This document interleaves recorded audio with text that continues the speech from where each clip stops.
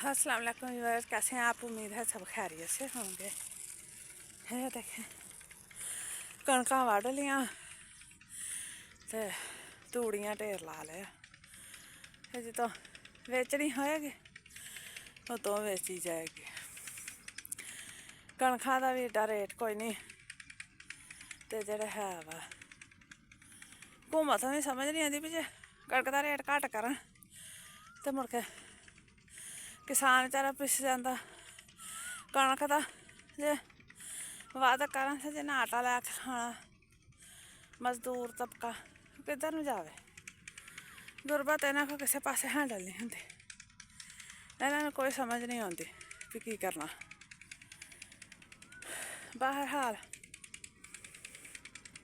अज तुहाडे एक किस्सा लगी शेयर कर साढ़े लागे पिंड का कि एक मुंडे ने अपनी फुफी की धी ने विआह किया। जो वेख्या कि महीने तो हो रहा वो बच्चा होने वाला होया उदों छड़ के तो किसी होर ना करा लिया और किसी शहर चल गया। उत्थे जा 5 कि 6 न्याणियां दी मां ओहदे नाल विआह करा लिया। ते अपनी बीवी जी प्रैगनेंट सी उन्होंने छड़ गया अपने प्यो कोलों ते भैणां कोलों। मां फौत हो गई, प्यो तो भैणां रह गईयां।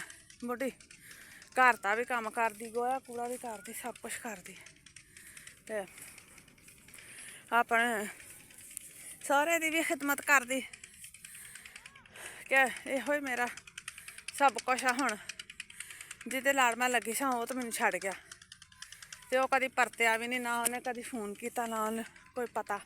बच्चा होया, बच्चा कोई 18 सालों का 19 सालों का होया, वो अपने सौहरे ही रही। भैणां भरा कित्थे रखदे आ, कोई भी नहीं किसी ने रखदा। मां प्यो नहीं रख सकदा ते भैणां भरा तो दूर की गल है। कुड़ी ते भरा समझदे सीगे। उन्हें आख्या भैन छड़ के आ जा कित्थे, वो तो उड़ीक च बैठी रहेंगी सारी उम्र, उन्हें नहीं आना। इन्ने साल हो गए नहीं आया, सानू ओहदा कोई पता नहीं, उन्हें साडा नहीं पता। उन्हें आख्या नहीं मेरा एक बच्चा वा, कदी ना कदी तेन शर्म आऊगी ना, मुड़ के आऊगा ही ना। लो भाई थोड़े दिन लंघे, कई साल वो इंतजार से लंघे। आ थोड़े दिन हुण होए आ पता लगा भी उन्हें तलाक लाती। उन्हें तलाक ला दी तो मुंडे नूं भी लै गया तो अपने प्यो नूं भी लै गया तो उन्होंने उत्थे छड़ गया उहदे भैन भरा। तो मैं कहना चाहुंदी हाँ कि जिथे वेखो ना गलत इंसान उहदे वास्ते वक्त ज़ाया ना करो। ओहदी सारी जवानी साड़ियां अखां सामने लंघी उस औरत दी। असीं कहने हाय हाय इस बेचारी का की बनेगा। अल्लाह ने पुत्त तो दे दिता तो पर कली सारी उम्र कड्ढी तो की बनेगा। ये साढ़े सामने ਉਹਦੀ सारी जवानी लंघी उस औरत ਦੀ। अज अपने भैन भरावां च बैठी भरावां दे बूहे ते मुंडा लै गया प्यो। मुंडा केड़ा छोटा सी, कहंदा भी अब्बा मैं तेनू छड़ सकना, अपनी मां नूं नहीं छड़ सकदा।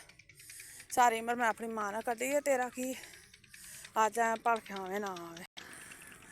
हुण ओह भरावां दे बूहे ते बैठी आ, मुंडा भी प्यो भी ਉਹਦੇ ਬੰਦੇ ਕੋਲ ਤੇ ਤਲਾਕ ਉਹਨੂੰ ਘਲਾ ਦਿੱਤੀ ਆ ਵੀ ਲੈ ਬਈ ਸਾਰੀ ਉਮਰ ਜੇ ਇਸ ਡਰ 'ਚ ਰਹੀਆਂ ਨਾ, ਉਹ ਅੱਜ ਤੇਰਾ ਡਰ ਮੁਕਾਉਂਦੇ ਆ। ਤੂੰ ਜਾ ਜਿੱਥੋਂ ਆਈ ਸਾਂ ਤੇ ਅਸੀਂ ਰਹਿੰਦੇ ਆਪੇ ਜਿੱਥੇ ਜਿੱਥੇ ਰਹਿਣਾ ਹੋ, ਸਾਡੀ ਮਰਜ਼ੀ। ਆਹ ਤਾਂ ਹਾਲ ਆ। ਕਿਸੇ ਵੀ ਫਜ਼ੂਲ ਬੰਦੇ ਪਿੱਛੇ ਆਪਣੀ ਜ਼ਿੰਦਗੀ ਵੇਸਟ ਨਾ ਕਰੋ। ਸਾਡੀਆਂ ਅੱਖੀਂ ਵੇਖੇ ਦੀ ਸਾਰੀ ਕਹਾਣੀ ਹੈ, ਕਿਸੇ ਹੋਰ ਦੀ ਦੱਸੀ ਕਹਾਣੀ ਨਹੀਂ ਗੀ। ਤੇ बहुत तकलीफ हुई कसम ना ਉਹਦੀ, ਉਹਨੂੰ तलाक ਦੇ ਬੰਦੇ ਨੇ ਘਲਾਈ। बहुत तकलीफ हुई कि अजीब मर्द ज़ात अजीब न अंतरी इन्हों की नफसियाती कसाइकी है कि इन्हों समझ ही नहीं आती।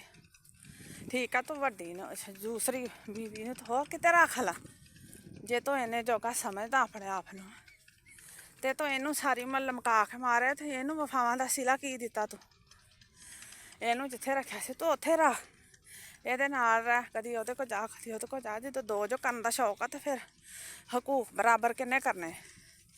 ਉਹਦੇ ਪਿੱਛੋਂ ਲਿਆਂਦੇ ਹੋਏ 5-4 ਪਾਲ ਲਿਆ ਤੇ ਜਿਹੜਾ ਆਪਣਾ ਸੀ ਉਹ ਰੁਲ ਗਿਆ ਸੜਕਾਂ ਤੇ ਹੈ। ਹੁਣ ਪਿਛਲੀ ਉਮਰੇ ਯਾਦ ਆਇਆ ਵੀ ਮੇਰਾ ਪੁੱਤ ਜਵਾਨ ਹੋ ਗਿਆ, ਇਹਦੇ ਨਾਵੇਂ ਤੇ ਹੁਣ ਜ਼ਮੀਨ ਜਾਇਦਾਦ ਹੋਣੀ ਤੇ ਮੈਂ ਲੈ ਆਵਾਂ। ਹੁਣ ਇਸ ਮਾਰੇ ਲੈ ਕੇ ਕੋਈ ਇਤਬਾਰ ਨਹੀਂ ਭਾਈ ਕਿਸੇ ਦਾ, ਕਦੀ ਇਤਬਾਰ ਨਾ ਕਰੋ ਉਸ ਬੰਦੇ ਦਾ ਜਿਹੜਾ ਇੱਕ ਵਾਰੀ ਲੱਤ ਮਾਰ ਗਿਆ ਨਾ। ਮੈਂ ਕਹਿੰਦੀ ਕਿ ਉਹਨੂੰ ਦੂਸਰੀ ਵਾਰੀ ਤੁਸੀਂ ਆਪ ਲੱਤ ਮਾਰੋ, ਫੇਰ ਸਵਾਦ ਆ। ਆਪਣਾ ਖਿਆਲ ਰੱਖਿਓ ਤੇ ਖੁਸ਼ ਰਹੋ। ਆ ਮੁੰਡੇ ਨਿੱਕੇ ਨਿੱਕੇ ਸਾਈਕਲਿੰਗ ਕਰਨ ਦੇ ਤੇ ਮੇਰਾ ਵੀ ਜੀ ਕਹਿੰਦਾ ਮੈਂ ਦੌੜਾਂ। ਅੱਲਾ ਹਾਫਿਜ਼।